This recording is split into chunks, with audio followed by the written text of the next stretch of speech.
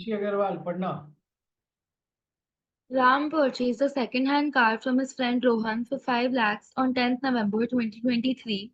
He paid 4 lakh immediately and promised to pay 1 lakh within a year, but he could not pay the remaining amount till December 2024. On 5th January 2025, Ram received an invitation for Rohan's wedding, which he could not attend but sent a check of Rs 51,000 as gift by post. When Rohan deposited the check, it was returned unpaid due to insufficient balance in the account of Ram. Rohan considered it as an offence under Section 138 of the NI Act 1881. Advised whether Ram would be held liable for the dishonour of check, whether Rohan was justified in considering this as an offence under the Section 138 of the NI Act 1881. Section 138 of the Negotiable Instruments Act stands for criminal liability towards dishonor of a check. यदि आप check जो किसी को देते हो वो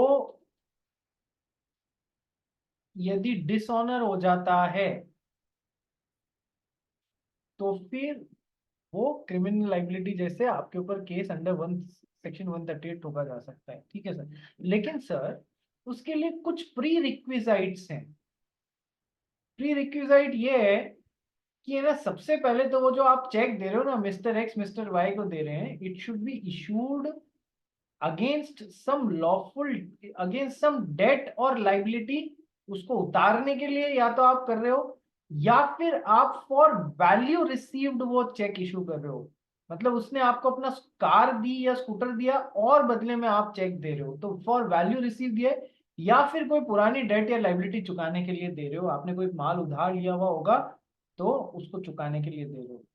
ठीक है, पहली बात ये, यदि आप चेक को as a gift as a donation दे रहे हो और वो चेक डिसऑनर हो जाता है तो क्या लाइबिलिटी अंडर सेक्शन 138 बनती है? नहीं सर, नहीं बनती है। ठीक है, ये तो हो गया पहला रीजन। और भी रीजन है। जैसे ही मिस्टर एक्स ने मिस्टर वाई को चेक दिया, वो चेक बैंक में लगाया और वो डिसऑनर हो गया, तो क्या आप सीधे दन दनाते हुए 138 में कोर्ट के पास में जा सकते हो क्या? अरे नहीं सर, इतना इजी नहीं है। उसका एक पूरा प्रोसेस होता है। बियानी, चश्मा लगा के बता क्या प्रोसेस होता है, जल्दी बता क्या प्रोसेस होता है। सर एनआई नहीं किया। हैं? सॉरी सर सर, एनआई नहीं किया मैंने। क्यों नहीं किया? कहाँ भटक रहे थे? है बियानी, क्यों नहीं कर पाई बता। सर कॉन्ट्रैक्ट एक्ट तो सोगा चालू होने लगा। अच्छा, जिसने किया है वो बता दो भाई।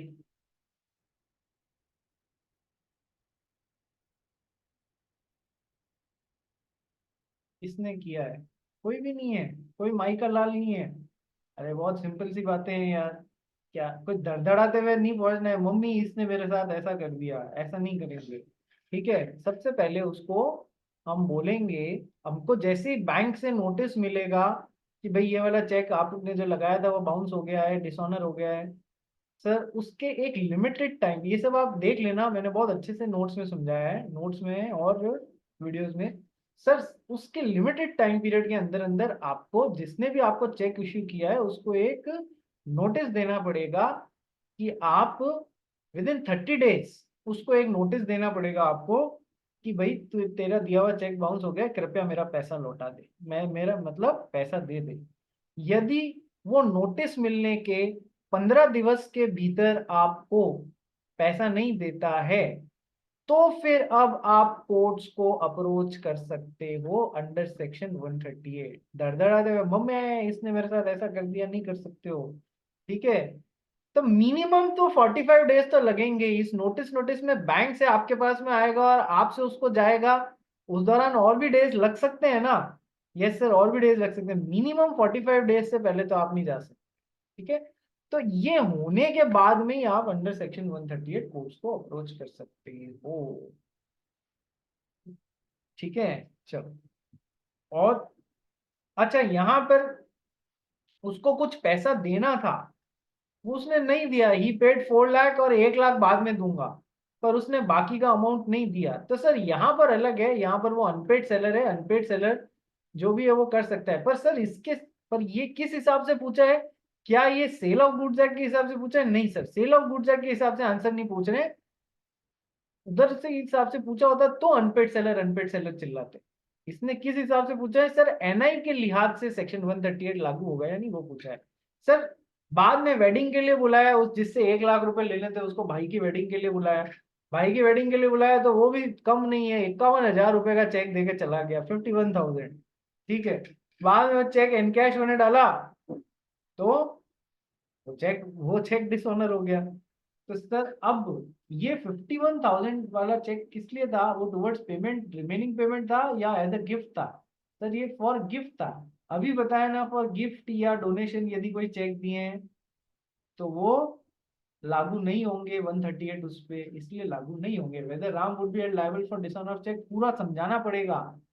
गिफ्ट डोनेशन वगैरह में 138 की लाइबिलिटी नहीं बनती है। Second, whether Rohan was justified in considering this as an offense under 138, अरे नहीं होती है भाई। ठीक है, पूरा 138 समझा के और बताना पड़ेगा। पॉइंट नंबर बी पढ़ो।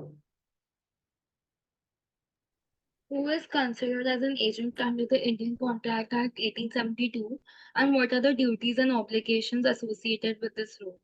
एजेंट कौन होता है डिफाइन करना पड़ेगा, उसकी ड्यूटीज क्या है, उसके ऑब्लिगेशंस क्या है, उसके राइट्स भी पूछ लेते तो कोई बड़ी बात नहीं थी, डायरेक्ट क्वेश्चन में कर लोगे।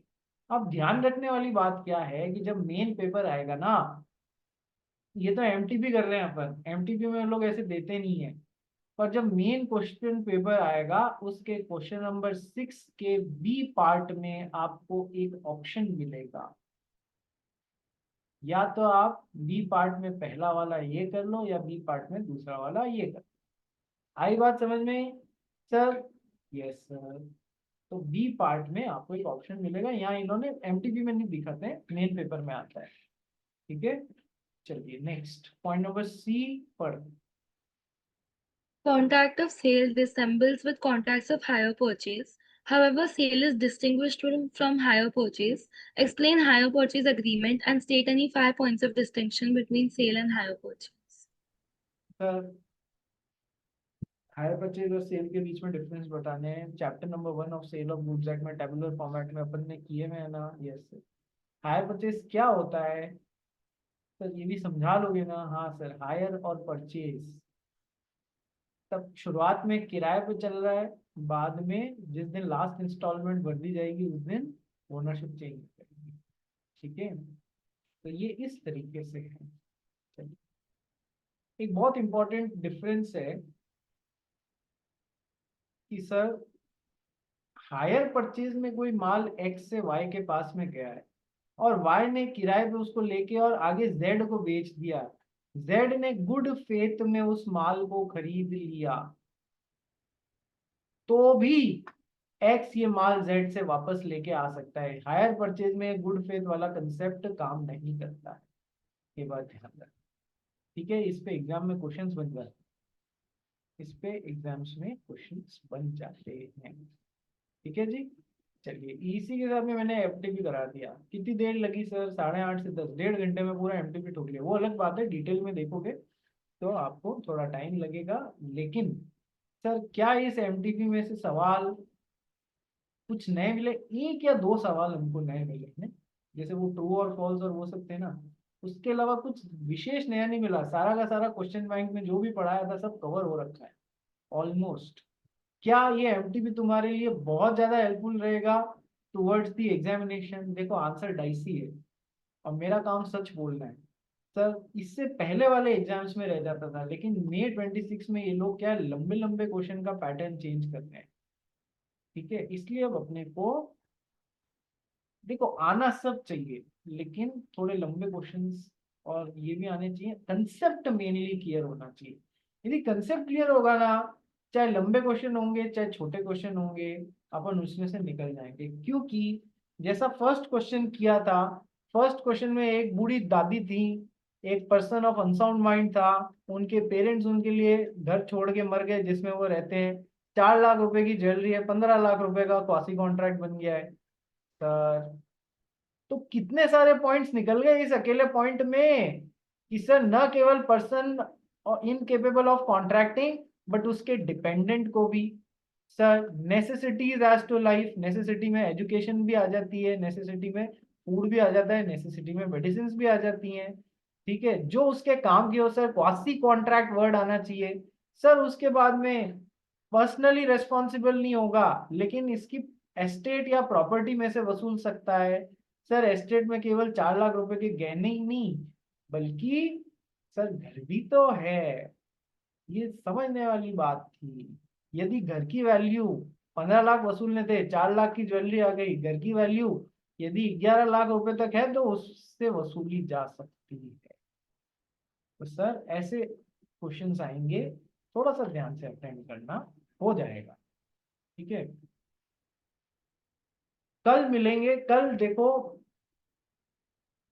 टेस्ट है 3